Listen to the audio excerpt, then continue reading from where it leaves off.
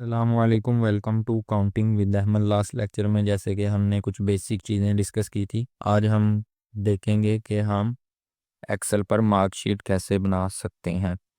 सबसे पहले हम डाटा पुट करते हैं। फॉर एग्जांपल ये हमारे पास स्टूडेंट्स हैं, उसके बाद उनका मैथ का रिज़ल्ट, उसके नेक्स्ट सेक्शन में हम लिख लेते हैं मैथ, इंग्लिश। इंग्लिश के बाद हम लिख लेते हैं कोई भी सब्जेक्ट जैसे कि उर्दू। उर्दू के बाद जैसे बिजनेस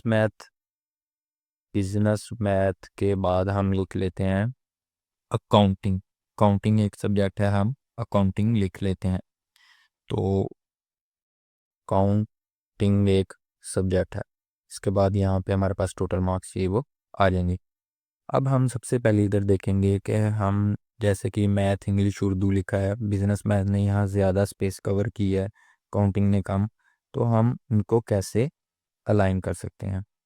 एक तो मेथड ये है कि हम खुद ब खुद बाय हैंड ऐसे सेल को जो वो एडिट कर सकते हैं, जैसे कि ये देखें ऐसे मैंने एडिट कर लिया। दूसरा जो बेस्ट मेथड है वो ये है कि हम इनको सेंटर से सिलेक्ट करें तमाम को, उसके बाद कहीं भी किसी भी सेल में दो सेल के दरमियान डबल क्लिक करें तो ये खुद ब खुद अपने हिसाब से एडजस्ट कर लेगा।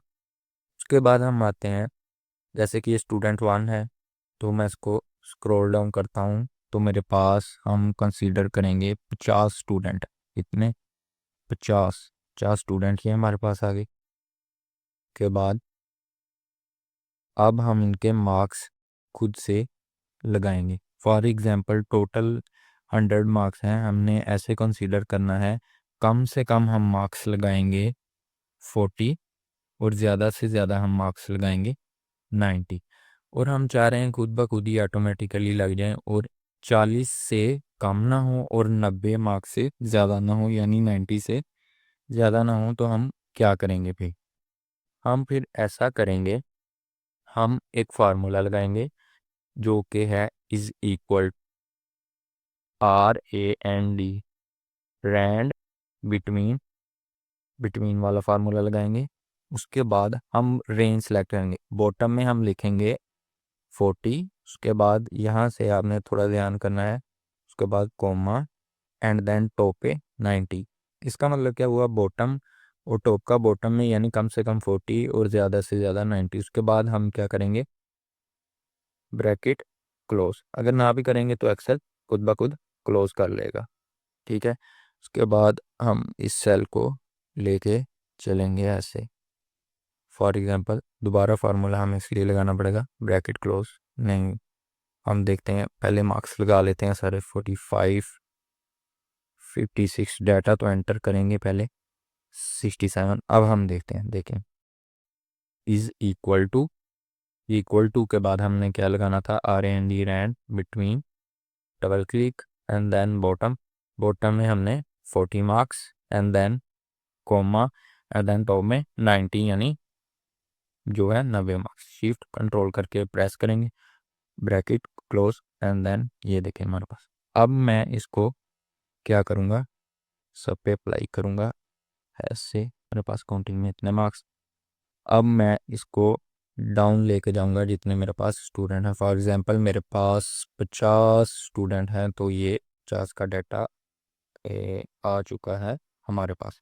अब आप देख सकते हैं किसी के भी 40 से कम नहीं है और इस डाटा में, और 40 से कम नहीं है और 90 से ज़्यादा नहीं है। इधर मैं एक और बॉक्स बना लेता हूँ, जैसे कि हमारे पास टोटल हम अब कैसे करेंगे। टोटल करने के लिए हम एक फार्मूला यूज़ करेंगे जो कि है आर्ट आर्ट प्रेस करेंगे। उसके बाद बैक स्पेस के साथ ही एक की बटन होता है प्लस और इज इक्वल टू वाला, उसे क्लिक करेंगे। उसके बाद सेल्स की रेंज हमारे पास सेलेक्ट होगी। सेलेक्ट सेल की रेंज सेलेक्ट कर लेते हैं, जैसे कि इधर इस वाले सेल से लेके फिर कोमा, ये मैं खुद आपको ज़्यादा एक्सप्लेन करके बता रहा हूँ। उसके बाद ये सेल एंड देन एंड, ये हमारे पास आ गया टोटल। अब मैं इस टोटल को ड्रैग डाउन करता जा रहा हूँ। जैसे ही मैं इस टोटल को ड्रैग डाउन करता जा रहा हूँ, यानी 50 स्टूडेंट का जो मेरा मुझे टोटल चाहिए, तो ये 50 स्टूडेंट का टोटल हो गया है। अब मैं वापस जाता हूँ सेल 1 पे। अब देखें अब यहाँ एक बहुत ही मेन पॉइंट जो है, फॉर एग्जांपल मैं किसी भी सेल में अब कोई भी 90 प्रेस करूँगा तो ये टोटल चेंज होगा जैसे ही मैं दूसरे सेल में आऊँगा। ऐसा क्यों हुआ? ऐसा इसलिए हुआ, जो हमने फार्मूला लगाया था रैंड बिटवीन का, उसका मतलब ही ये था कि अपने जैसे ही कोई न्यू सेल में एंट्री हो तो उसने अपने हिसाब से उसे एडजस्ट कर देना है, यानी उसने अपना चेंज कर देना है फंक्शन को। ये फंक्शन ही ऐसा था।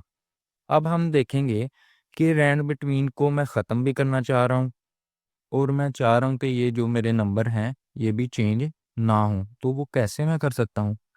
उसके लिए मेरे पास एक ही सॉल्यूशन है उसका। तो वो हम अब डिस्कस करते हैं हम कैसे कर सकते हैं। फॉर एग्जांपल ये मैंने अब इसको क्या करूँगा, सबसे पहले इसको सिलेक्ट करूँगा।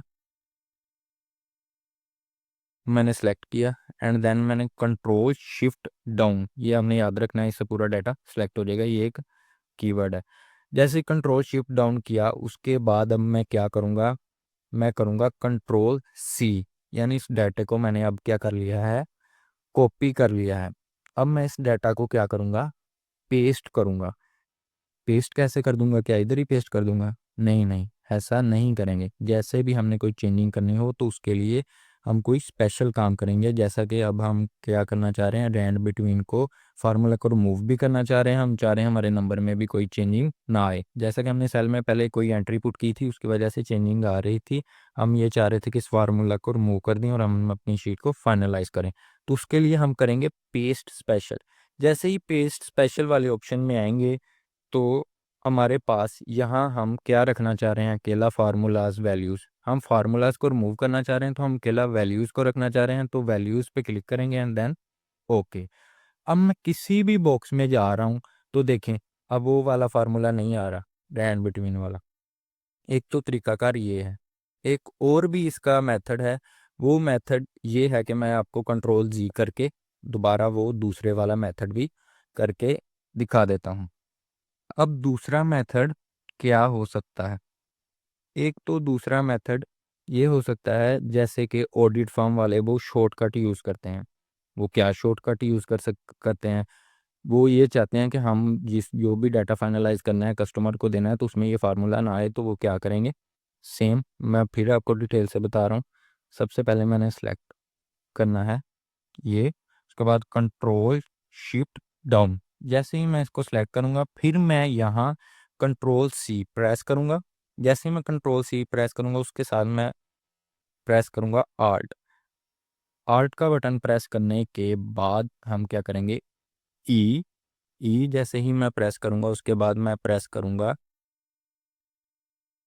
ई प्रेस करने के बाद मैं प्रेस करूँगा एस। जैसे ही मैंने एस प्रेस किया ये देखें सेम मेरे पास वही फंक्शन आ गया। फिर मैं क्या करना चाह रहा हूँ, मैं वैल्यूज़ रखना चाह रहा हूँ, वैल्यूज़ पे क्लिक किया ओके एंड देन अब मेरे पास सेम फार्मूला जो था वो ख़त्म हो चुका। ये हमने दो शॉर्टकट देख लिए। अब हम इसमें देखना चाह रहे हैं परसेंटेज। फॉर एग्जांपल परसेंटेज मैं निकालना चाह रहा हूँ, तो परसेंटेज मैं कैसे निकाल सकता हूँ? परसेंटेज निकालने से पहले हमारे पास ज़रूरी है कि ये तो थे ना ऑब्टेन मार्क्स, ये हमारे पास आ गए थे ऑब्टेन मार्क्स। ऑब्टेन मार्क्स के साथ हमारे पास इधर टोटल होना भी ज़रूरी है। टोटल के बगैर हम नहीं कर सकते। टोटल मार्क्स कितने होंगे? फॉर एग्जांपल हमारे पास टोटल मार्क्स हम कंसीडर कर लेते हैं 500। 500 में से ये इतने टोटल मार्क्स हैं, ये इतने, ये इतने। तो अब मैं क्या करूँगा, इसकी परसेंटेज कैसे निकालूंगा? तो उसके लिए मैं फार्मूला यूज़ करूँगा इज इक्वल टू, यानी इज इक्वल टू जैसे कि हम निकालते हैं टोटल ऑब्टेन मार्क्स जितने किए होते हैं उनको क्या करते हैं, डिवाइड, हमेशा डिवाइड करते हैं टोटल से। और यहाँ टोटल से डिवाइड करने के लिए हमें ये, एक सेकंड, हमें ये फार्मूला यूज़ करना है इज इक्वल टू, दोबारा फार्मूला पुट कर लेते हैं इज इक्वल टू, उसके बाद मेरे ऑब्टेन मार्क्स फॉर एग्जांपल ये थे। उसके बाद मैंने क्या किया, इसको डिवाइड। डिवाइड मैं कैसे करूँगा, शिफ्ट ये, जैसे ही मैं इसको डिवाइड का ऑप्शन इधर सेलेक्ट करता हूँ, ये एक सेकंड, ये कीबोर्ड से मैं इसको सेलेक्ट करूँगा डिवाइड वाले बटन को, ये मेरे पास डिवाइड एंड देन यानी टोटल मार्क्स कितने थे। टोटल मार्क्स तो हम पहले लिखेंगे इधर टोटल मार्क्स यहाँ हम लिखेंगे। फॉर एग्जांपल मेरे पास टोटल मार्क्स थे 500। ये आपने मिस्टेक नहीं करनी, इसीलिए मैं आपको बता रहा हूँ बार बार। ये देखें टोटल मार्क्स 500 थे, पहले हम टोटल मार्क्स वाला कॉलम बनाएंगे। ये देखें टोटल मार्क्स वाला कॉलम जैसे ही हम बनाएंगे तो हमारे लिए इजी रहेगा। देखें टोटल मार्क्स एंड देन मैं इसको ऊपर करता हूँ। टोटल मार्क्स के साथ हम क्या निकालना चाह रहे थे, परसेंटेज। अब हमें इजी हो जाएगा परसेंटेज निकालना। तो ये देखें अब परसेंटेज निकालनी है, same formula is equal to जितने मार्क्स आए हैं उसे हमने क्या करना है, डिवाइड टोटल से एंड देन एंटर। ये हमारे पास आ गई परसेंटेज यहाँ से मैं जाके सिलेक्ट कर लेता हूँ। तो ये परसेंटेज आ चुकी है। अब मैं इसे स्क्रॉल डाउन करता हूँ। बहुत इजी है, ये देखें आपको बस थोड़ा फोकस करना होगा। ये देखें ये मेरे पास तमाम की परसेंटेज आ चुकी है। अब यहाँ मैं आपको एक चीज़ करके दिखाता हूँ, जैसे कि फॉर एग्जांपल कोई भी स्टूडेंट है, उसके पहले 53 मार्क्स थे, अब रीचेकिंग हुई उसके 57 मार्क्स आ गए। तो ये देखें इधर परसेंटेज पे क्यों नहीं फिर कोई फ़र्क पड़ा। मैंने एंटर भी कर दिया लेकिन परसेंटेज पे फ़र्क क्यों नहीं पड़ा, क्योंकि ये माइनर सी परसेंटेज में चेंजिंग थी पॉइंट में। तो मैं यहाँ पे एक ऑप्शन है परसेंटेज में जाके वो सिलेक्ट करूँगा। तो ये देखें एक डेसिमल है, इंक्रीज डेसिमल, एक डाउन डेसिमल है। इंक्रीज वाली परसेंटेज में सेलेक्ट करूँगा, इसको मैं स्क्रॉल डाउन करूँगा। तो अब जैसे ही मैं करूँगा तो मुझे परसेंटेज की पॉइंट में भी चेंजिंग होती हुई नज़र आएगी। ये तो अब हमने देखा था कि मार्कशीट कैसे बनाते हैं। इसके अलावा अब हम नेक्स्ट वीडियो में और थोड़ा इसको बेसिक से थोड़ा एक्सपर्ट लेवल तक लेकर चलेंगे। इसी के साथ